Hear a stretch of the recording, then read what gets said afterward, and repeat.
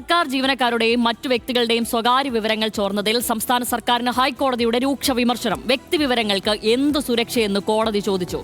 മുഖ്യമന്ത്രിയുടെ ഓഫീസ് കൂടുതൽ സന്ദേശങ്ങൾ അയക്കരുതെന്നും നിർദ്ദേശം. ആരുടെയും സ്വകാര്യതയിലേക്ക് കടന്നുകയറാനാവില്ലെന്നും കോടതി.